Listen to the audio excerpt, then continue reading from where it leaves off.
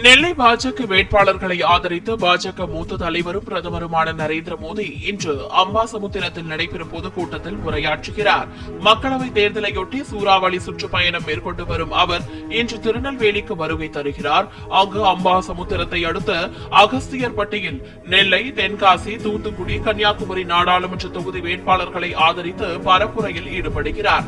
பாஜக வேட்பாளர்களான நயினார் நாகேந்திரன், பொன் ராதாகிருஷ்ணன், ஜான் பாண்டியன் மற்றும் தமாக வேட்பாளரான STR விஜயசீலன் ஆகியோருக்கு ஆதரவாக பிரச்சாரத்தில் ஈடுபட உள்ளார். பிரதமரின் வருகையையொட்டி பாதுகாப்பு ஏற்பாடுகள் தீவிரப்படுத்தப்பட்டுள்ளன.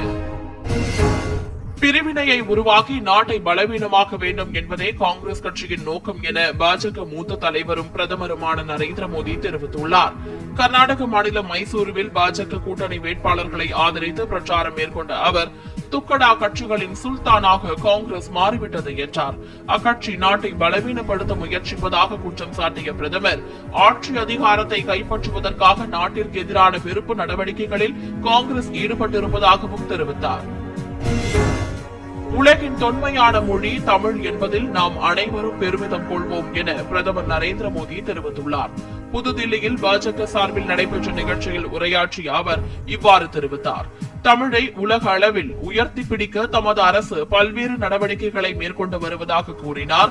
உலகின் மிகவும் தொன்மையான மொழி தமிழ் என்பது இந்தியர்கள் அனைவரது பெருமிதம் என குறிப்பிட்ட நரேந்திர மோடி தமிழ் மொழிக்கான சர்வதேச அங்கீகாரத்தை அதிகரிக்க பாஜக அனைத்து நடவடிக்கைகளையும் மேற்கொள்ளும் எனவும் உறுதியளித்தார்.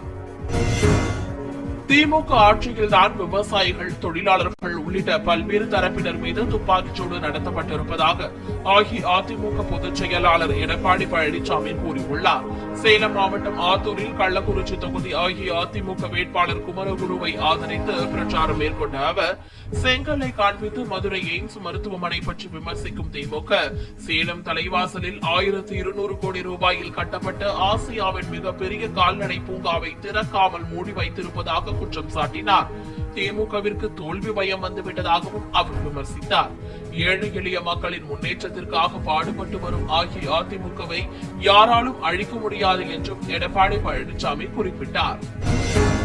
தமிழகத்தில் போதை கலாச்சாரம் அதிகரித்திருப்பதாக பாமக தலைவர் அன்புமணி ராமதாஸ் விமர்சித்துள்ளார்.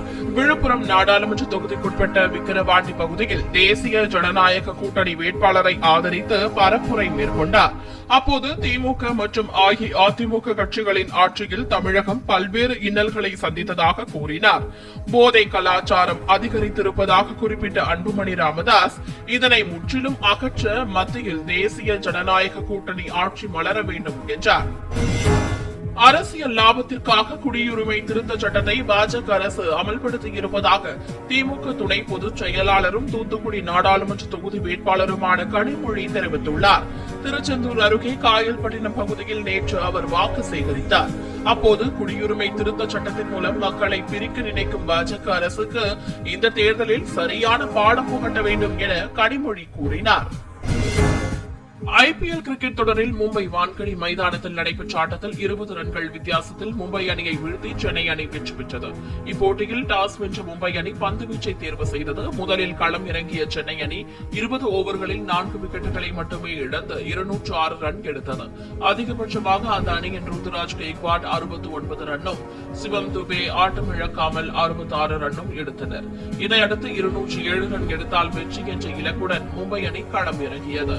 இதில் 20 ஓவர்களின் முடிவில் 6 விக்கெட் இழப்பிற்கு 186 ரன்கள் மட்டுமே மும்பை அணி எடுத்தது. இதில் 20 ஓவர்கள் முடிவில் 6 விக்கெட் இழப்பிற்கு 186 ரன்கள் மட்டுமே மும்பை அணி எடுத்து தோல்வியுற்றது. இதேபோல் கொல்கத்தாவில் நடைபெற்ற முதலாவது ஆட்டத்தில் கொல்கத்தா அணி 8 விக்கெட் வித்தியாசத்தில் வெற்றி பெற்றது. இந்த போட்டியில் டாஸ் வென்ற கொல்கத்தா அணி பந்துவீச்சை தேர்வு செய்ததை அடுத்து முதலில் களமிறங்கிய லக்னோ அணி நிர்ணயிக்கப்பட்ட 20 ஓவர் முடிவில் 7 விக்கெட் இழப்பிற்கு 161 ரன் எடுத்தது. இதையடுத்து 162 ரன் எடுத்தால் வெற்றி என்ற இலக்குடன் களமிறங்கிய கொல்கத்தா அணி 2 விக்கெட்டுகளை மட்டுமே இழந்து இலக்கை எட்டி வெற்றி பெற்றது.